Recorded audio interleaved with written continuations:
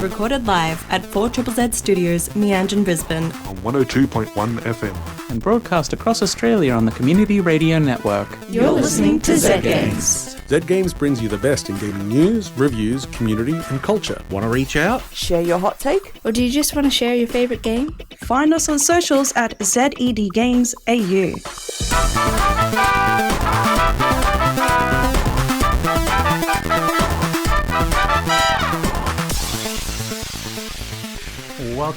Welcome to another installment of Zed Games. My name is Hazel, and who have I got here in the studio with me tonight? You have Tom. And... Caroline. Yay! Woo! Yeah. Huzzah. How are you both? I'm alive. I'm kicking. I've been playing some video games, so I'm happy. What kind of video games? Oh, yeah. Many different types, sometimes all at once. Full ADHD mode, multitasking different video games. Big screen, little screen. A few clickers, a couple on one screen, and then like Balatro on the other screen. And yeah, now we're talking. Yes. What about you, Tom? Always Balatro. Yes. Always Balatro? No, at the moment I've been playing a lot of Devil May Cry 1. Whoa. Yeah. Like the original? Yeah. Nice. Ooh. It's a good game. It's hard. I'm not used to... I've gotten too coddled by new games and their checkpoints. I'm not used to having to buy back my own lives for retries. And I'm also not used to having to buy all of my moves in my moveset. You don't get the double jump to start. You gotta buy a double jump. Outrageous. Well, at least you start with a jump. Back in my day, we had to buy our double jumps. That's what I'm trying to say. But it's good. Back in my day, we had to rocket jump uphill both ways to school in the snow. You gotta pay to reinforce your knees so that your knees can take the force of the double jump. That's how it works. Sure. Well, Tom, I understand you've brought something for us to dig our teeth into. Yeah. There is a game that I've been ruminating on for a long, long time. I think ruminating is the right word. I imagine you chewing on it like a cow chews on cud. Oh my gosh. It is. So I'm talking about Y2K, a postmodern RPG, which is a bit weird. It was released in 2019, but they recently, as in December, put out a massive story and gameplay update that they worked on for like 3 years, and it made the game both better and worse. And you, as the world's number one Y2K postmodern RPG fan, jumped on that and played it all and absorbed it all, and you're going to spit it out for us now. Yeah. Yeah. Not on the mic. Not right now, but later in the show. Yeah. So it's we'll hear about good, bad games. Yeah. Well, before we get to that, we have to talk, listeners. Oh, I don't like that phrase.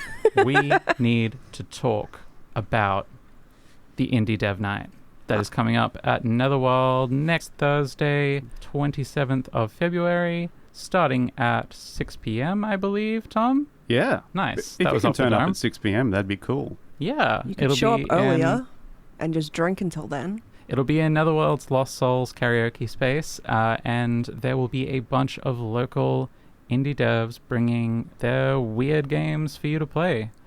And this time, we nabbed a bunch of people who were participating in the Global Game Jam for this year. So we have got some very interesting weird games. I'm going to tease one, which is Millennium Net, where you explore the crash site of the late Millennium Net, a once thriving digital community that has long since been cast to the waves. Ooh. Hear the echoes of those who cherished it and bask in the memories of a dying era. This one, when I saw the devs putting it together at the Game Jam, they described it as a interactive wallpaper, or a screensaver. Okay. It's really interesting, and I'm excited to see people interact with it. Yeah. I'm excited to interact with it. You'll hear more about some of the games that we've got showing there later on, and for now, we have got some news to talk about. It's time for the Week in Gaming News. Woo! Pew, pew, pew, pew, pew.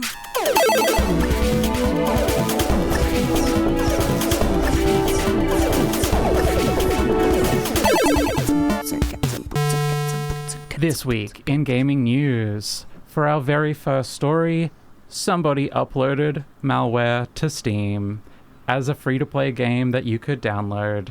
And it seems like quite a few people downloaded it.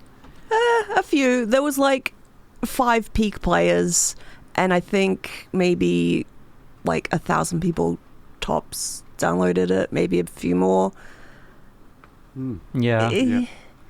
I mean, But it seems weird that it hasn't happened already. I mean, Steam's pretty safe. Like, that was kind of like the whole point of Steam, is that it was like, oh yeah, like you're not going to get a horrible virus for downloading stuff from Steam. That's why it got so big, right? It was like a safe installer. Yeah. not just downloading exe files and Doing playing it yourself. Yeah, playing Russian roulette, whether or not it's gonna brick a computer. Yeah. Well, unfortunately, somebody uploaded a game called Pirate Fi. It's a survival game where the open sea is your playground. It looks like a very blatant asset flip. Yeah. And a bunch of people got messages from Steam administration after installing it saying, sorry you installed this, but actually your computer is probably infected with malware now from the game that was on our store. We're sorry, we can't do anything about it. Yeah, some people have been hacked because the malware was just designed to steal browser cookies. And so, Yep. they've been hacked and Browser cookies is where, like, your credit card number lives. Moving on to our next story, Dungeons & Dragons TV show? Do you want to take this one away, Caroline? Yeah, sure. The Deadpool and Wolverine director, Sean Levy, is apparently working on a live-action Dungeons & Dragons show for Netflix, which will be produced by Levy's production company in tandem with Hasbro Entertainment. Apparently, the story will be unrelated to the earlier Dungeons & Dragons movie Honor Among Thieves and will instead be an all-new story.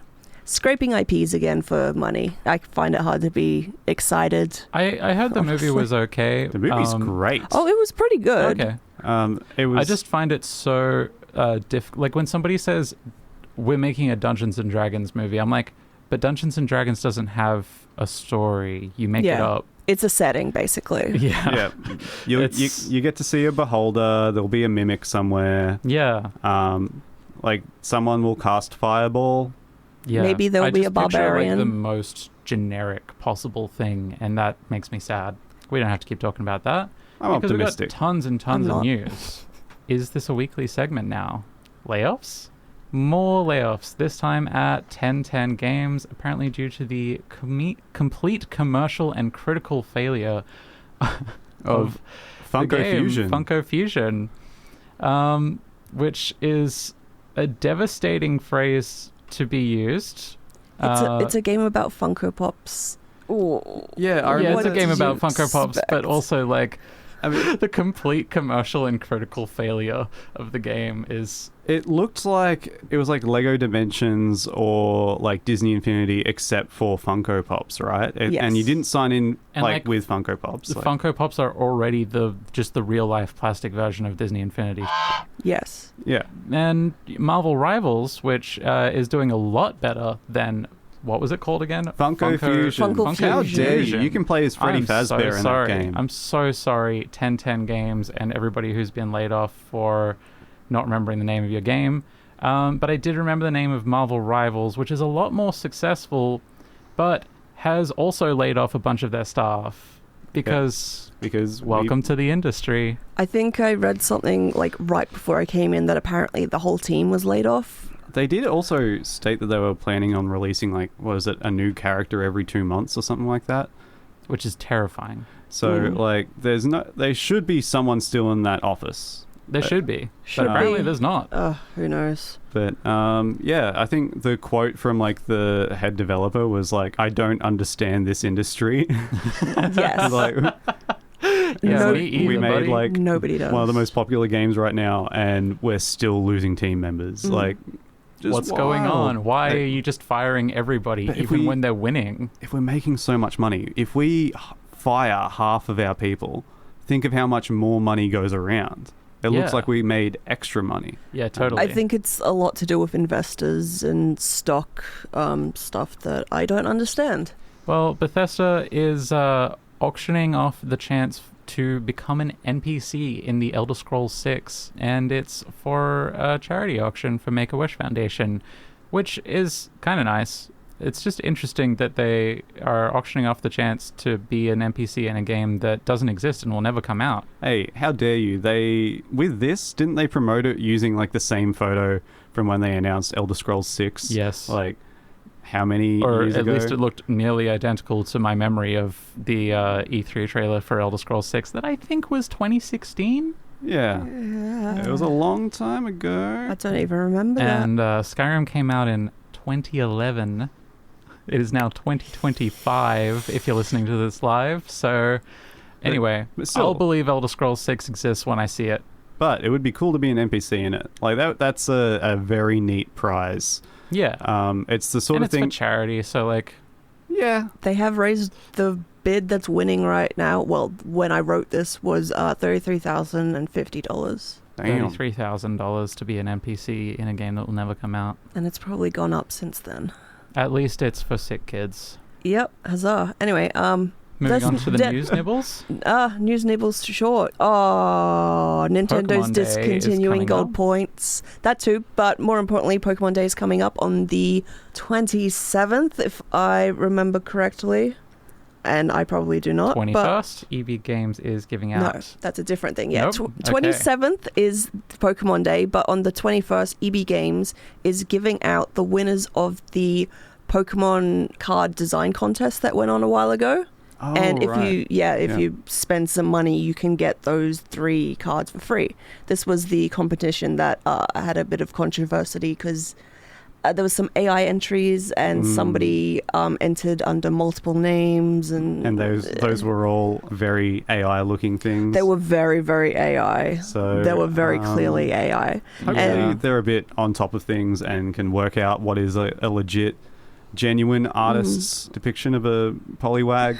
for next time, maybe. Anyway, there's also some new Sonic Squishmallows being released. And there's been a Deltarune update from Toby Fox. Apparently chapters 3 and 4 are still going to be released this year. And they're testing on consoles. Oh, there we go. There's a lot of things to go through and a lot of bugs to squash. You know what? That's good. Let's end on a good note. Yes, we can do Deltarune that. getting an update this year, releasing chapters 3 and 4. Upcoming game releases on the 20th of February, we've got Tribe 9 for PC, iOS, and Android. Ash and Arrows for MetaQuest, Pico, and Steam VR.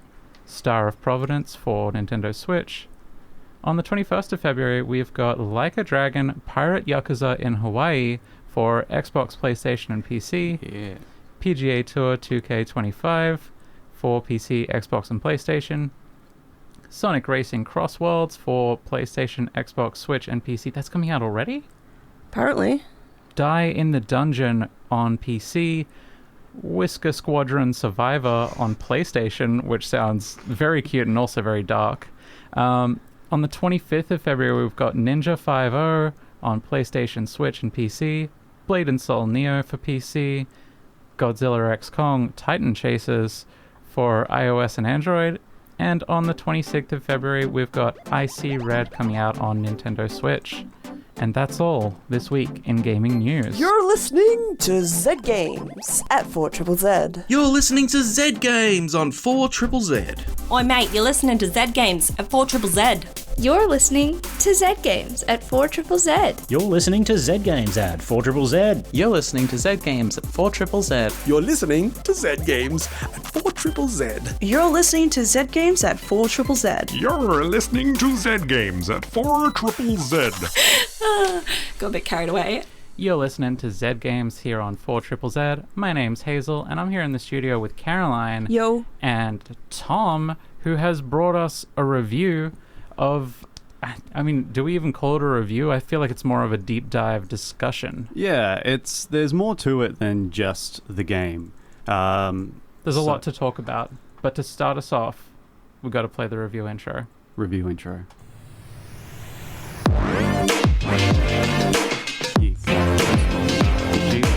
Yeeeek. Postmodern RPG.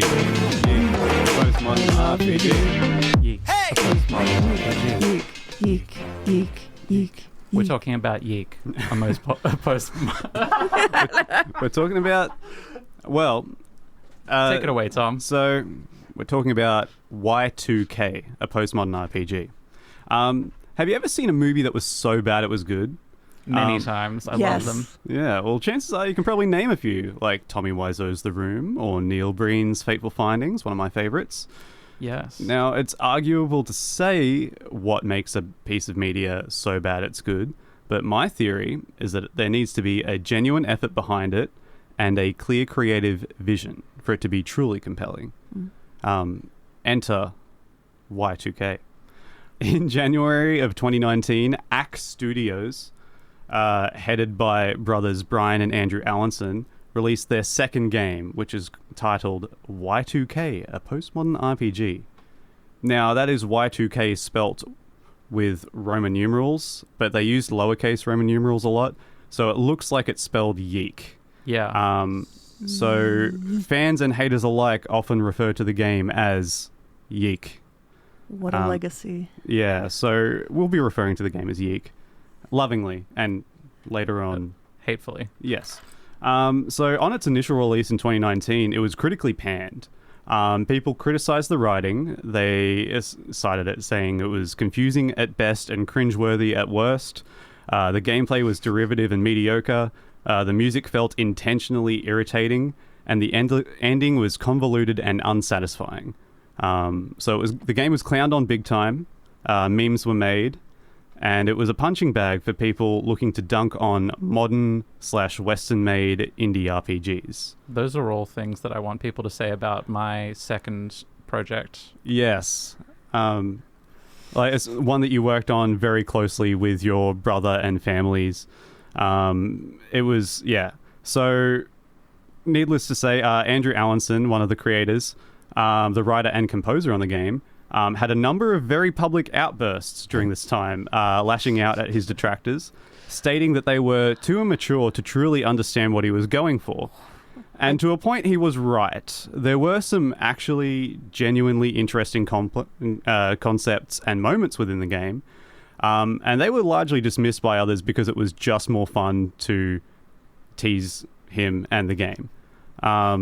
So in 2021, Axe Studios announced that they were going to work on an update for Yeeek, including a complete rehaul of the battle system, new cutscenes with more character development for party members, and more. Essentially acting as a response to the harsh criticisms the game faced. And after almost 3 years of hard work, the update, titled Y2K 1.5, would release. But it's not spelled like that. It's spelled with Roman numerals. It's Yeek so IV. It's Yeek-iv. Yeekiv. But yeah, so what is Yeeek actually about? The game is set in the year of 1999. You take control of Alex Eggleston, a recently graduated philosophy major who is... Oh no, not philosophy. Yeah. It's very integral to his character. He is returning home to town for the first time since graduating college. So here lies the first problem. Alex is incredibly unlikable as a protagonist. He looks like a hipster from the 2010s, talks way too much, and is entirely self-absorbed and immature. So people made fun of that a lot, but that's also kind of the point of the game. He's supposed to be the opposite of the typical silent protagonist for an RPG. And he is often called out by other characters for being insensitive and rude. And it's almost seen as like a cosmic unluckiness that the world revolves around him. It's like, unfortunately, this guy is the main character. Yeah, and I will talk about some minor spoilers later on, which insulted me a little bit about Alex. But yeah, so shortly after his arrival home, he's sent out to get groceries, and then a cat steals his grocery list. And then he gets led to an abandoned building to find the grocery list. And he meets a girl named Sammy Park. She's like speaking strangely. She seems to have like one foot in reality. And they kind of bond a bit. Oh no, is she a manic pixie dream girl? In a way. She's more of like it's like the first adult woman he's talked to in a long time, so he's just kind of infatuated with her. Woof. Yikes. And yeeks. And, but so while they're bonding and like they're adventuring around this abandoned building, they're in an elevator, and then the elevator doors rip open, and then some weird alien looking guys come in and they grab her and they take her away. And then like this ripping the reality that they're in closes up and she's gone. So he runs home, he's freaked out. And the game then becomes about Alex's focus on finding where Sammy went and trying to understand all that. But did he get his grocery list back? He forgets about the grocery list. Okay. And as a matter of fact, when you go back to your house, you can click on the fridge, and he's like, my mum should really go shopping for groceries. Oh. Like, and you're like, this guy, I hate him so much. So yeah. Now, one quick thing to note about the missing Sammy Park. You meet up with your friend Michael, who designed a website for him that's dedicated to investigating the paranormal. And that's where a lot of the game's subquests and stuff come through. But while you're on there, they're like, hey, let's check to see if someone's like seen anything about her. And you are shown some images and GIFs of Sammy being disappeared. And those GIFs are... It's set before Alex met her. So he met her after she disappeared. But the important thing to note is those images are very reminiscent and are clearly inspired by the real-life missing person case of Elisa Lam. And they are recreated within the game's engine, and it is kind of upsetting that this real-life missing person case was used as a game talking point. Absolutely, and it's a missing person case with a very tragic ending that we will not be discussing. No, we will not. So yeah. Anyway, he decides he wants to understand the paranormal, so they end up meeting a girl named Vela, who teaches them about spirit entities and how to enter their own personal mind dungeons, and which is essentially leveling up in the game. And she has experience like crossing dimensions, and she's the one who has all the know-how about all this sci-fi stuff. So she should be the main character. Yeah, I like her a lot. She's cool. She fights with a keytar. It's a postmodern RPG, so no one uses actual weapons in the game. The main character is equipped with a vinyl record. Michael uses a camera. And yeah. Anyway, the game, like, with all your partners, it seems like they're supposed to be experiencing loss and working together to, explore and find out what happened to Sammy.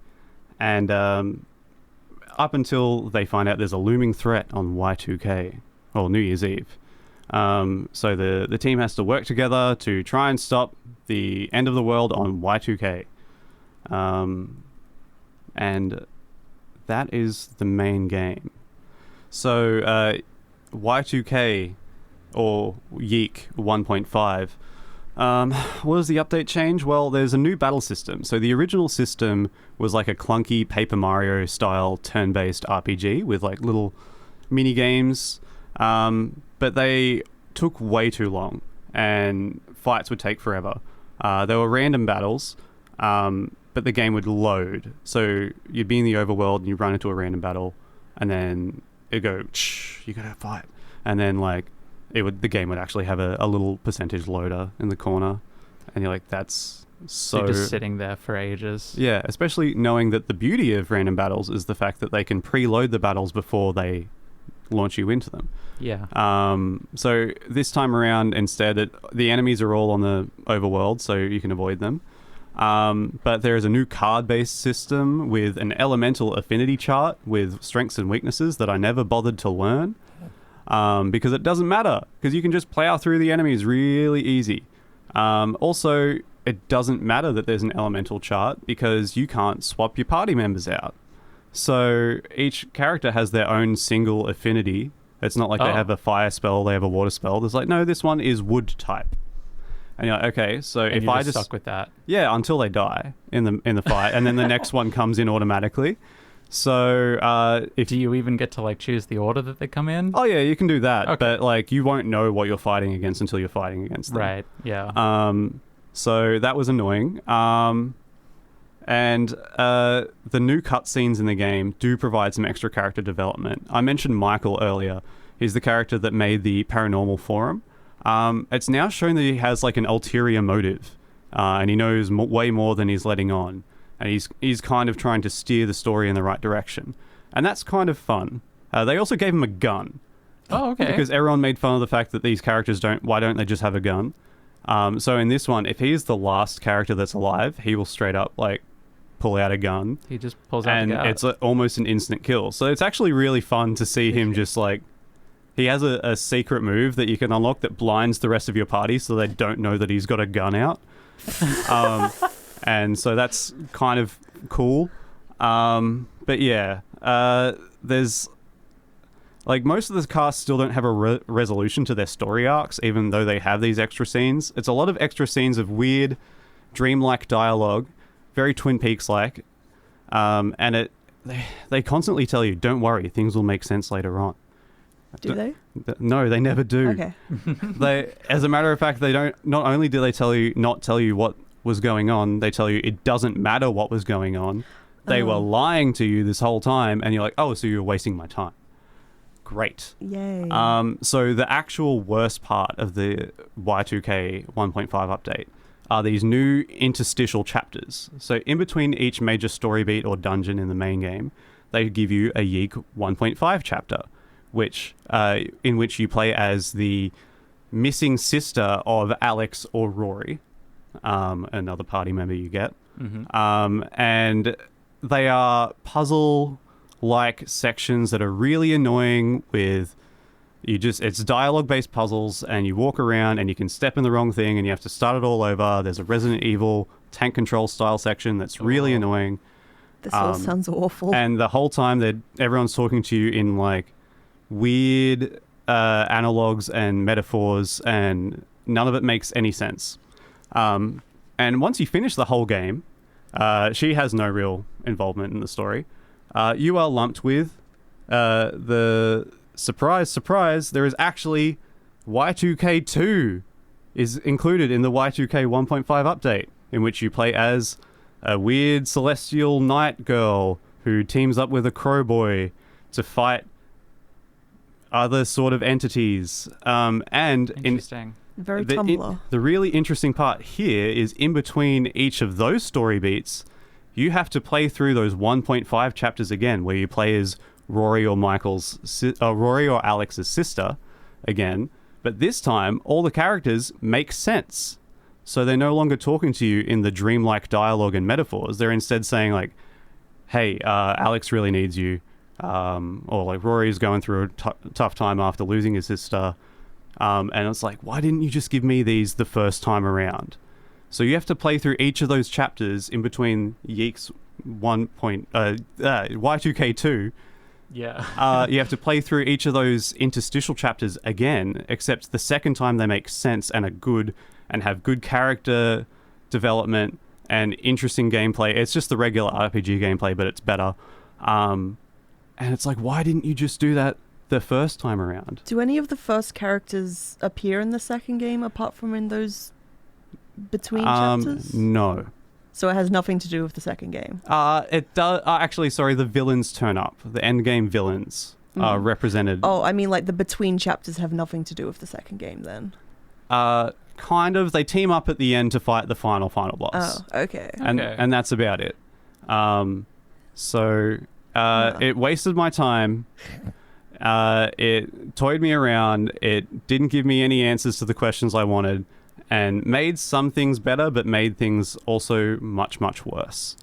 Y2K 1.5 was a lot of work. The music is way better, I will say that. Mm-hmm. But it was... wow, what a time. Waste of time, waste of potential, waste of download bandwidth. Yeah, and it was almost more entertaining when you could just play the original one and look at that potential it had. Look at the good things it had where you're like, wow, that could be really cool. Yeah. But then they actually heard that and they went, oh, some people think it could be cool. What if we tried and fixed it? And then they just got it all wrong. Yes, that's kind of the idea. I am interested to see what they eventually make again. I want to see them make new things. But, man, oh man, Y2K, yeek. More like yikes, am I right? Yeeks. Yeah, I would not necessarily recommend Y2K unless you're curious about it. You can or masochistic enough. Yeah. Wait for it to go on sale, heavily on sale.